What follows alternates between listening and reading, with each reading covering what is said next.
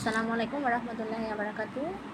আমি Sadia Alam, ব্রঙ্কা school and কলেজের পক্ষ থেকে সবাইকে জানাচ্ছি স্বাগতম। আজকে আমরা পঞ্চম শ্রেণীর বিজ্ঞান ক্লাসে হাজির হয়েছি। আমরা গত ক্লাসে অধ্যায় 2-এর অর্ধেক পাঠ অংশ পড়েছি। আজকে আমরা ফুলটা পড়ার চেষ্টা করব। এখন তার আগে কিছু কথা বলে নিই। আমাদের কিছু টিউটর আছে এখন, যারা আমাদের হাটাজারি, নাজিরহাট, ফটিকছড়ি, বিবিরহাট, তারপর হচ্ছে ঝংকার, তারপর কাটিরহাট, নুরালী মিয়ার হাট, এইসব এলাকায় লোকেশনে বিভিন্ন টিউটর খুঁজতেছেন, তারা অবশ্যই আমাদের পেজে যোগাযোগ করতে পারবেন। এবং যারা বিভিন্ন দূর দূরান্ত থেকে আমাদের ক্লাস করেন এবং ক্লাসে ভর্তি হতে চান, তারা অবশ্যই ইনবক্সে যোগাযোগ করবেন এবং ফেসবুক পেজ আর ইউটিউব চ্যানেলটি সাবস্ক্রাইব এবং ফলো দিয়ে পাশে থাকবেন। এখানে আমাদের পেজে সবসময় ক্লাস আপলোড করা হয় এবং কোনো প্রবলেম হলে পড়াতে অবশ্যই ইনবক্সে যোগাযোগ করবেন। ঠিক আছে, আমি আর কথা বাড়াচ্ছি না, আমি আজকে পড়াতে চলে যাচ্ছি। আমরা পড়ব অধ্যায় 2। অধ্যায় 2-এর আমরা 11 পৃষ্ঠা খুলব।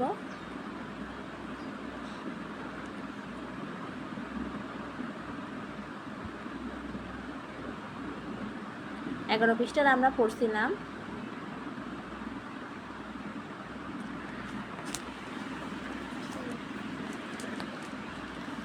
16 পেজ পর্যন্ত। 16 পেজের অর্ধেক নিশ্চিত করে। এখন আমরা পড়ব নতুন পাঠ হচ্ছে 4, কারণ একদিনে তো সব পড়লে তো মাথায় সবগুলো বোঝা যাবে না, তাই আমরা ক্লাসটাকে 2 ভাগ করে নিয়েছি। আজকে ক্লাস হচ্ছে আমাদের অধ্যায় 2-এর 2 নম্বর ক্লাস। তাহলে আমরা এখন পড়াতে যাচ্ছি। খাদ্য শৃঙ্খল ও খাদ্যজাল। খাদ্য শৃঙ্খল মানে কি, খাদ্যজাল মানে কি, এটা আমাদেরকে জানতে হবে। তাহলে প্রথমে জানতে হবে খাদ্যটাই বা কি। জীবনের জন্য সকল জীবের খাদ্য প্রয়োজন। একটা কাক, তারপর একটা বিড়াল, যে কোনো পশু পাখি কি খাবার খায় তো, যে কোনো পশু পাখি খাবার খায়। তাহলে সবার থেকে কিন্তু খাদ্য প্রয়োজন। প্রাণী ও উদ্ভিদ খাদ্যের জন্য একে অন্যের উপর নির্ভরশীল। আমরা কীভাবে নির্ভরশীল সেটা বলি। প্রাণী আমাদের উপর নির্ভরশীল কীভাবে?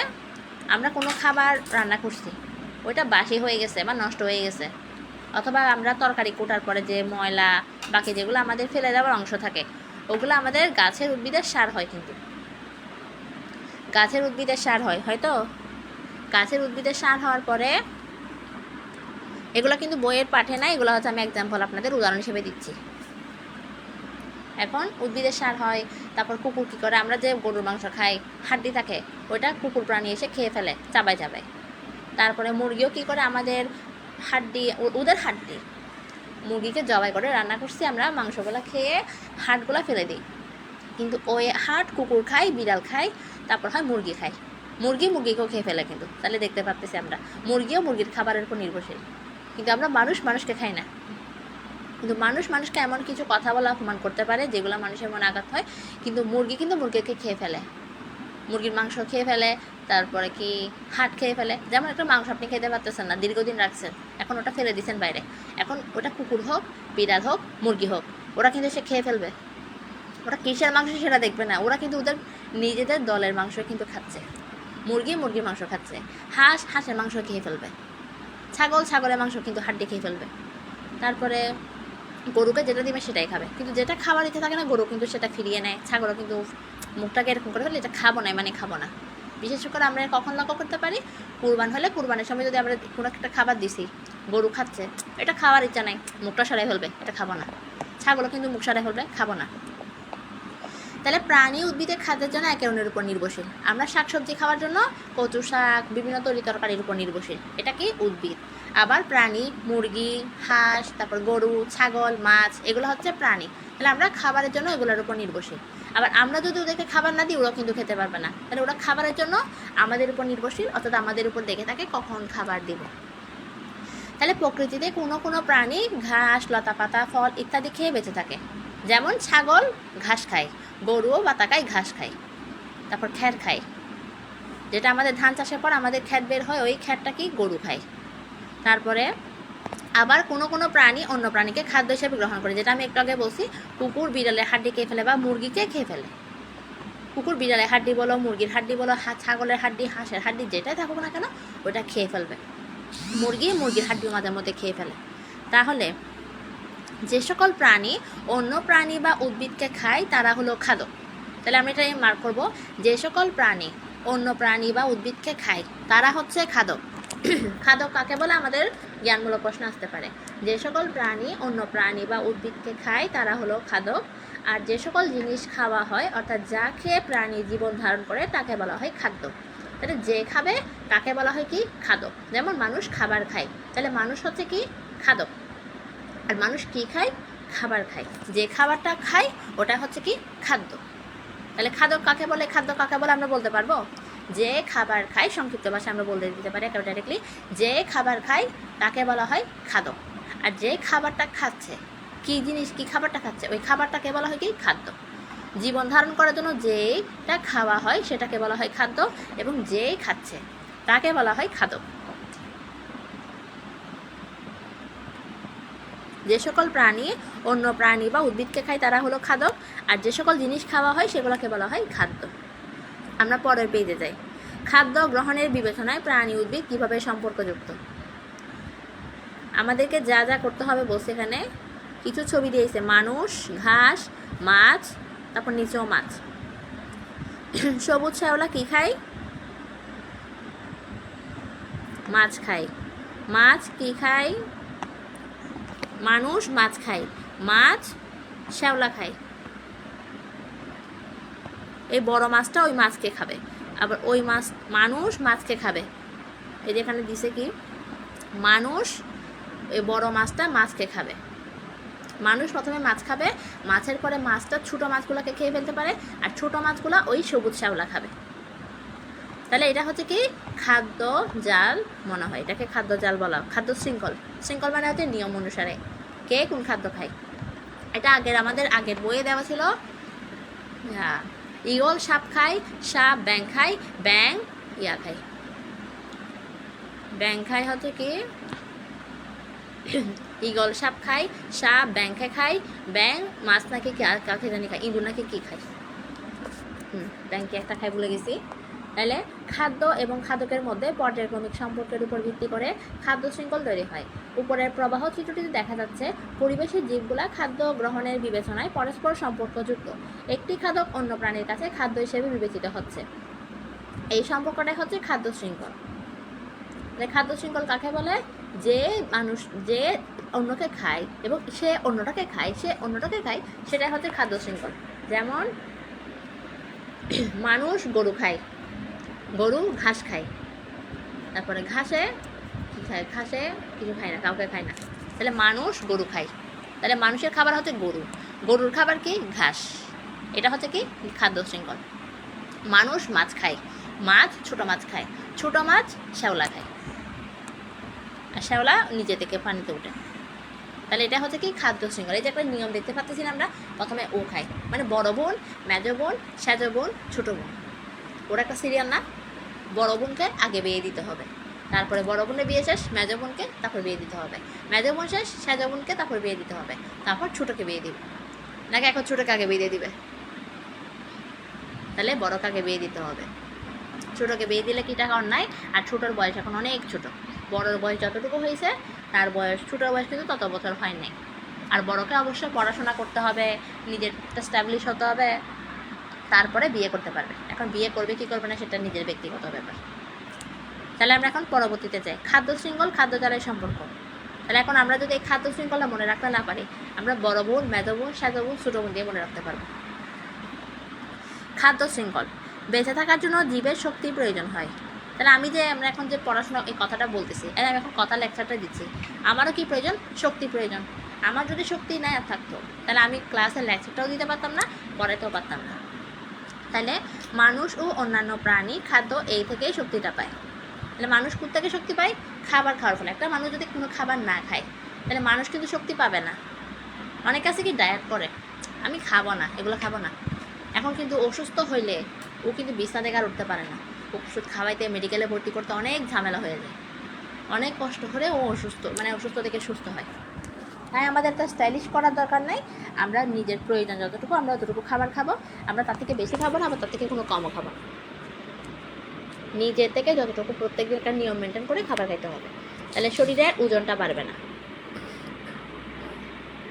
বাড়বে না, প্লাস ঠিক থাকবে। আর শুধু খাবার খেয়ে সাথে সাথে আমরা কি ঘুমাই যাব না। রাতে ডিনার করার পরে অবশ্যই চেষ্টা করবো কিছুক্ষণ হলেও হাঁটা, এখন যারা পড়াশোনা করি রাতে ডিনার করছি, তাহলে আমরা হেঁটে হেঁটে সময় নষ্ট করবো কেন?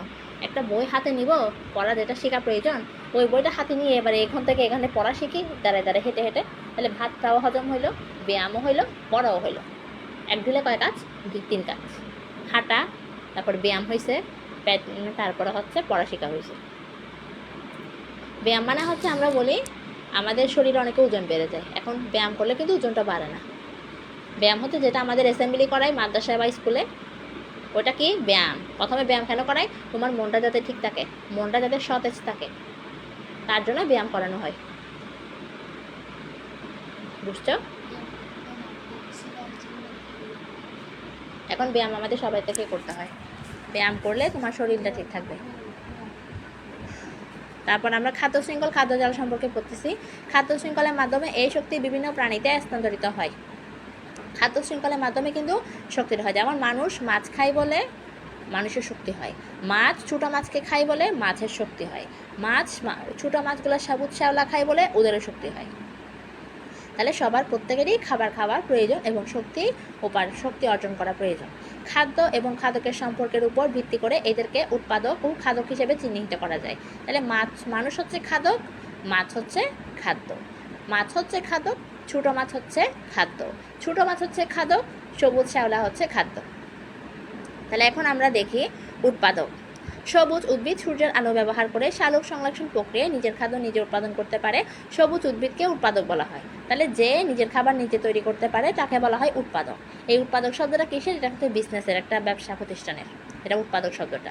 তাহলে সবুজ উদ্ভিদ সূর্যের আলো ব্যবহার করে সালোক সংশ্লেষণ প্রক্রিয়ায় নিজের খাদ্য নিজে উৎপাদন করতে পারে, অর্থাৎ উৎপাদন মানে তৈরি করে বের করতে পারে, তাকে বলা হয় উৎপাদক। উদ্ভিদের উৎপাদক কাকে বললে আমাদেরকে এটা লিখতে হবে। এটা অবশ্য একটা জ্ঞানমূলক প্রশ্ন। খাদ্য শৃঙ্খল কাকে বলে, খাদ্যজাল কাকে বলে, খাদ্য কাকে বলে, খাদক কাকে বলে, এগুলো সবগুলো একটা একটা জ্ঞানমূলক প্রশ্ন, খুব ইম্পর্টেন্ট প্রশ্ন। তারপর হচ্ছে খাদক। এখন খাদক কি আমরা জানি, প্রাণীরা নিজের খাদ্য নিজেরা তৈরি করতে পারে না।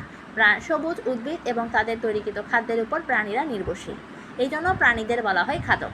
প্রাণী কিন্তু নিজের খাবার নিজে তৈরি করতে পারে না। মানুষ কোনো মুরগি বানাতে পারবে না, মুরগিকে সৃষ্টি করতে পারবে না। আবার মানুষ এমন কোনো খাবার বানাতে পারবে না যেটা নিজে তৈরি করতে পারে, কিন্তু তাও কি অন্যের উপর নির্ভরশীল হয়ে বানাতে হবে। যেমন মানুষ মুরগি যদি রান্না করতে চায়, মুরগিটাকে জবাই করতে হবে, তারপরে রান্না করে খাওয়া যাবে। মানুষ কি এমন অন্য কোনো খাবার বানাতে পারবে কোনো উপাদান ছাড়া?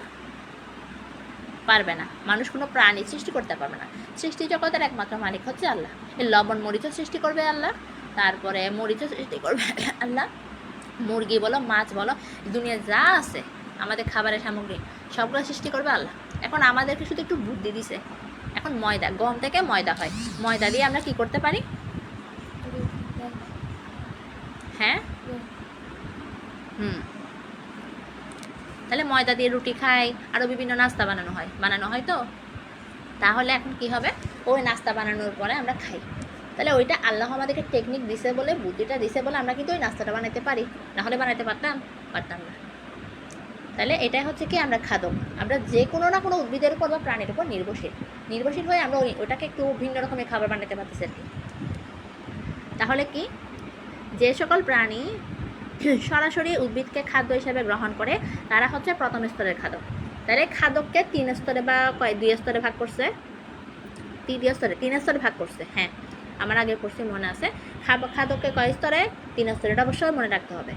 প্রথম স্তর হচ্ছে কি, যে সকল খাদ্য উদ্ভিদ গ্রহণ করে, যে সকল প্রাণী সরাসরি উদ্ভিদকে খাদ্য হিসেবে গ্রহণ করে, যেমন ঘাস ফড়িং ঘাস খায়, এই যে আসছে ভুলে গেছি, ঈগল সাপ খায়, সাপ ব্যাং খায়, ব্যাং ঘাস ফড়িং খায়, এটা মনে পড়ছে এখন। ঘাস ফড়িং, গরু, ছাগল, হরিণ এগুলো কি খায়? উদ্ভিদকে খায় না, ঘাস ফড়িং ঘাস খায়। যে সকল প্রাণী তৃণভোজী, প্রাণীদের খেয়ে বেঁচে থাকে, তারা হচ্ছে দ্বিতীয় স্তরে খাদক, যেমন ব্যাং, শিয়াল এগুলো হচ্ছে প্রাণী। আবার দ্বিতীয় স্তরে খাদককে যারা খাদ্য হিসেবে গ্রহণ করে তারা হলো তৃতীয় স্তর, যেমন সাপ, ঈগল। তারপরে অধিকাংশ তৃতীয় স্তরে খাদক মাংসভোজী। খাদ্য শৃঙ্খলের প্রতিটি স্তরকে খাদ্য স্তর বলে। তাহলে প্রত্যেকটা স্তরকে কি বলে? খাদ্য স্তর। খাদ্য স্তর কাকে বলে? খাদ্যকে যেসব স্তরে ভাগ করা হয়েছে সেগুলোকে খাদ্য স্তর বলে। বুঝতে পারছি এখন? বুঝাতে পারতেছি? খাদ্য স্তর কোনটা? এটা বলা হয়েছে তৃতীয় স্তরে খাদক হচ্ছে সাপ, ঈগল, বাঘ, অর্থাৎ 3টা স্তরে ভাগ করছে। এখন তার মধ্যে আমরা যারা মাংসভোজী প্রাণী, আমরাও কিন্তু মাংসভোজী প্রাণী। আমরা কী খাই? মুরগি খাই, এগুলা। তাহলে আমরা তৃতীয় স্তরের মানুষ। তাহলে খাদ্যজাল দেখে আবার কি, কোনো বাস্তুসংস্থান, বাস্তুসংস্থান মানে কি, কোনো একটা উদ্ভিদ থেকে তুমি কাঁচামরিচের গুঁড়ি নিছো, কাঁচামরিচের গুঁড়ি নিয়ে তুমি যদি কোথাও ছটাই দাও, ওখানে পানি দাও, ওখানে একটা না, ওখানে অনেক কাঁচামরিচ উঠবে। তারপর তুমি কোনো পেলোবিচি নিছো, পেলোবিচিকে তুমি মাটি করে একটা চারকোনা বা ছোটো করে নাও, ছোটো করে নিয়ে তুমি ওখানে পেলোবিচিগুলা গর্ত করো, পেলোবিচিগুলো দিয়ে দাও, ওখানে প্রত্যেক দিন পানি দাও, পানি দাও, পানি দাও। দেখবে যখন পেলোবিচির টাইম হবে, ওইখানে কি অনেকগুলো পেলোবিচি উঠবে, তখন ওইখান থেকে একটা থেকে তুমি অনেক পেলোবিচি হবে। বোঝাতে পারছি? তুমি সকালেও পানি দিতে পারবে।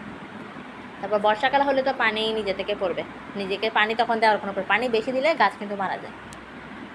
এখন সূর্যটা যখন বেশি কড়া রোদ থাকবে, তখন তুমি বারবার পানি দিতে পারো, সমস্যা হবে না।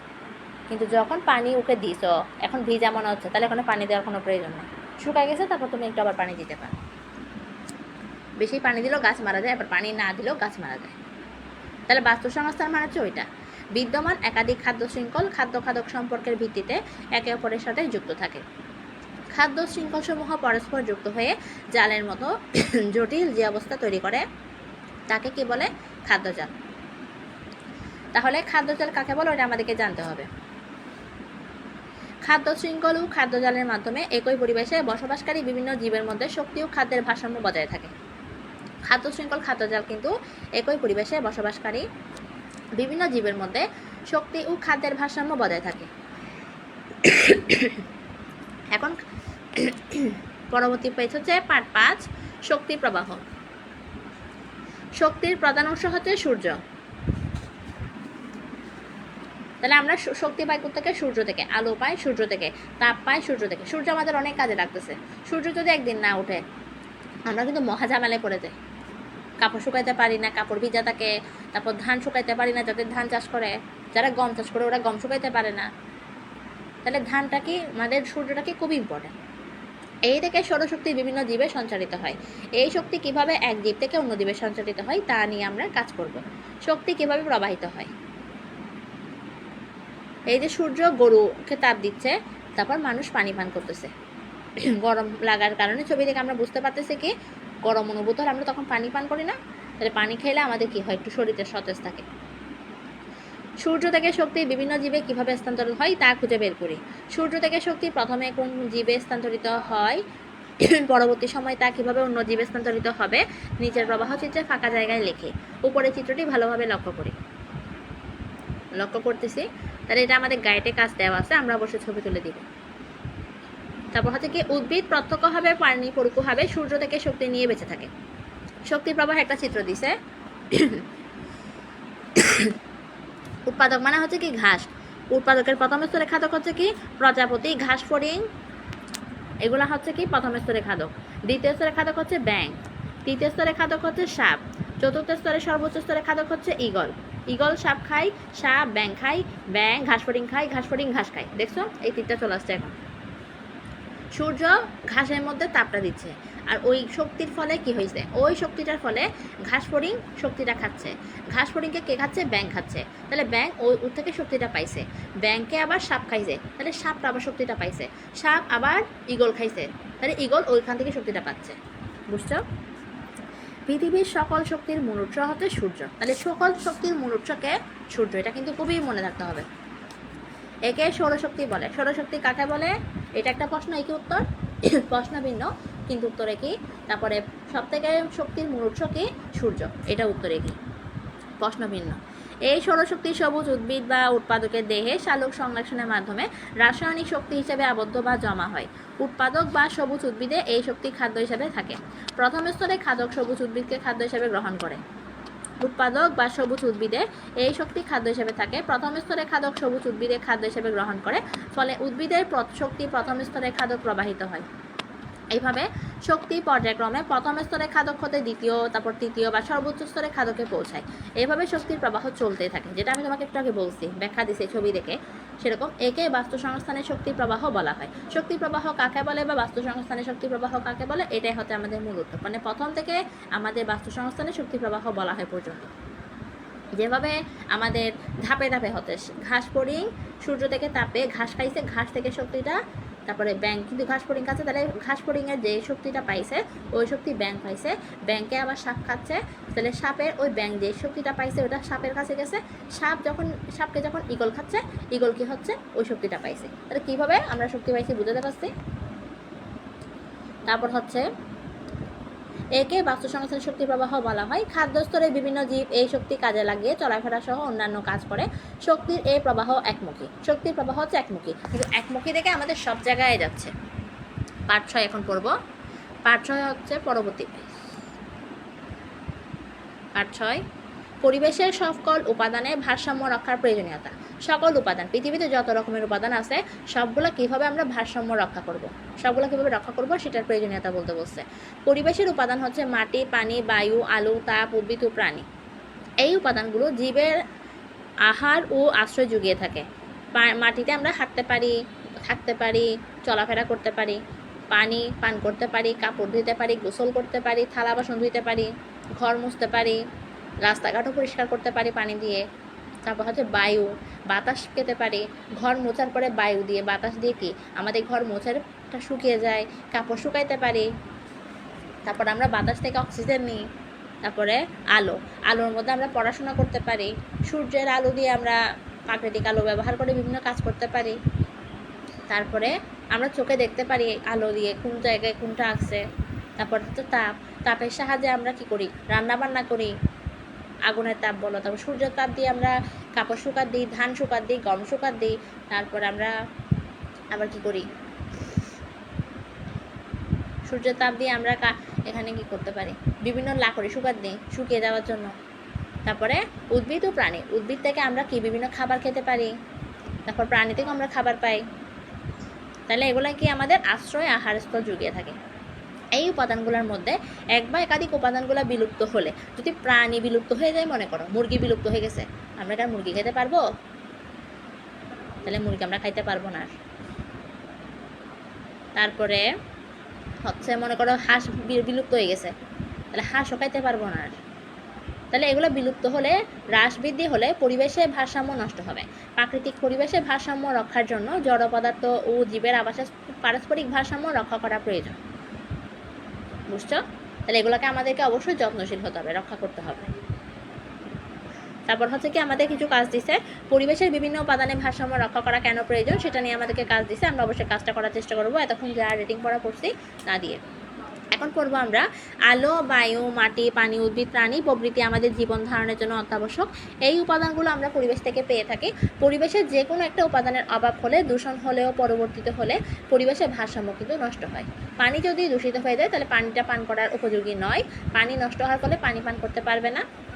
তারপর মাটিতে যদি পরিবেশে একপাশে দুর্গন্ধ থাকে তাহলে কি তুমি ওখানে হাঁটাচলা করতে পারবে? দুর্গন্ধ তো হবে, প্লাস ময়লা নর্দমা থাকলে ওখানে কি হাঁটা যাবে? হাঁটা যাবে না। যেমন বর্ষাকালে কি হয়, বৃষ্টি হয়, বৃষ্টির কারণে কি করতে পারি না, হাঁটাচলা করতে পারি না, একদম খুবই কষ্ট হয়ে যায়। ভাই বর্ষাকালটা আমার মোটেও ভালো লাগে না, টিউশনে যাইতে পারি না। আর টিউশনে যদি যাইও তখন কি করতে হয়, ওই রাস্তাটা কাদাযুক্ত থাকে, এখন কখন পা পিছলায় পরে বলা যায় না, তো অনেক ভয় লাগে, মানে বিরক্ত লাগে, একদম জুতো ভিজে যায়, তারপর বুরখা ভিজে যায় বৃষ্টি পড়লে।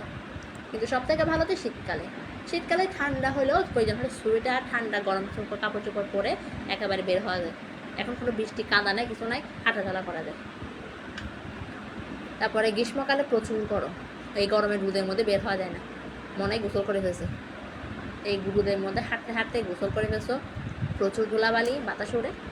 এখন শীতকালে ধুলাবালি ওড়ে, কিন্তু সেটা শীতকালে ধুলাবালি ওড়ে কোনো গরম লাগে না, প্লাস কোনো বৃষ্টি হয় না, খুবই আরামদায়ক একটা সময় হতে শীতকাল। আর বসন্তকালে বৃষ্টি হয় না, ফুরফুরে অনেক বাতাস, কী যে বাতাস বলার বাইরে। বাতাস বুরখা বলো, হিজাব বলো, এমনকি সব কিছু উড়াই নিয়ে চলে যায় একেবারে। একটা কাপড় শুকাত দাও, ওই কাপড়টা উড়াই তুমি শুকাত দিয়ে সেখানে নিয়ে চলে যাবে আরেক জায়গায়, অনেক ফুরফুরে বাতাস। তাহলে কি হচ্ছে এখন, পরিবেশের উপাদানে ভারসাম্য রক্ষার প্রয়োজনীয়তা সম্পর্কে আরও কিছু জানি আমরা। একটু নিচে জানছি অভাব হলে, পানির অভাব। এখন অনেক কিছু অনেক এলাকায় কি আছে, নিচু এলাকা যেগুলো, ওইখানে পানির অভাব দেখা দেয়, ওখানে পানি কিন্তু গ্রীষ্মকালে উঠে না, খুবই কষ্ট হয়ে যায়। যখন বর্ষা হয় তখন ওদের জন্য খুবই খুশির একটা সময়, বর্ষাকাল আসছে এখন পানি উঠবে, ওরা পানি পাবে। না হলে ওদের গ্রীষ্মকালে অনেক কষ্ট হয়ে যায়।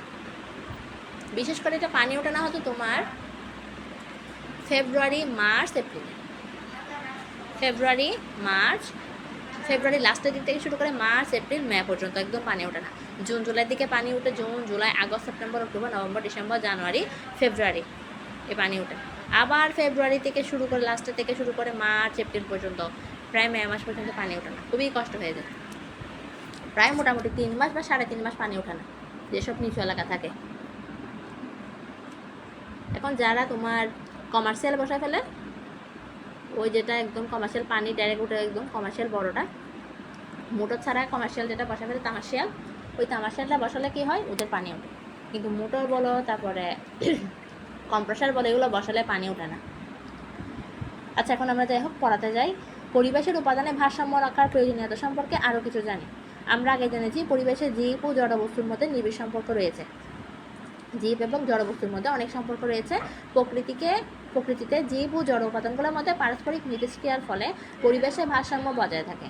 তাই পরিবেশের একটি উপাদানের ভারসাম্য নষ্ট হলে জলবায়ুর পরিবর্তন, খরা, ফসলহানি, খাদ্যজাল ধ্বংস প্রভৃতি ঘটে থাকে। তাহলে কী কী ধ্বংস হয়? পরিবেশের একটা উপাদান যদি ভারসাম্য নষ্ট হয়, জলবায়ু পরিবর্তন হয়, খরা, ফসলহানি, খাদ্যজাল ধ্বংস হয়ে থাকবে।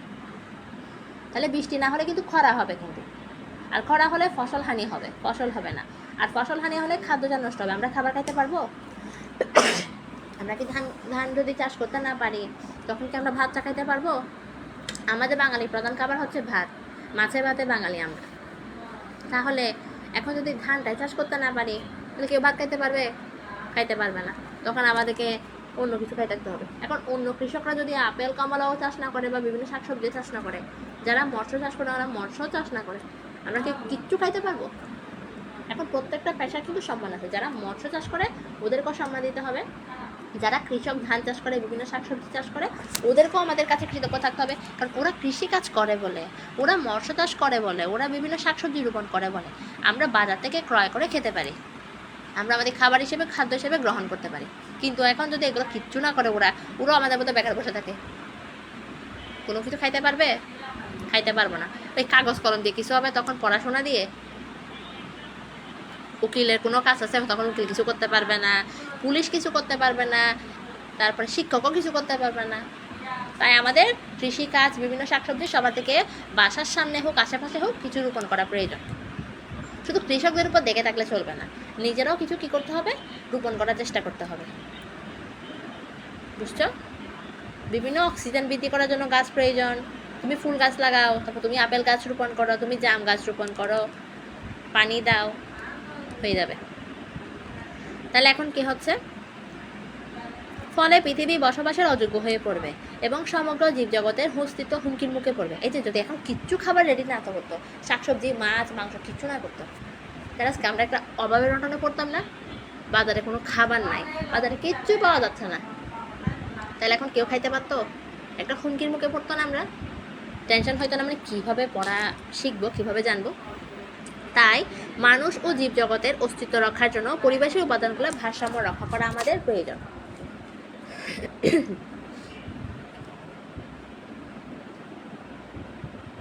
বুঝতে পারছি?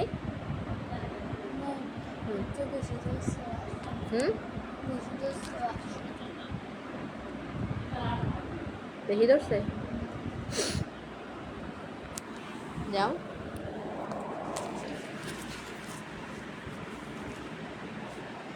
সো সবাই ভালো থাকবেন, সুস্থ থাকবেন।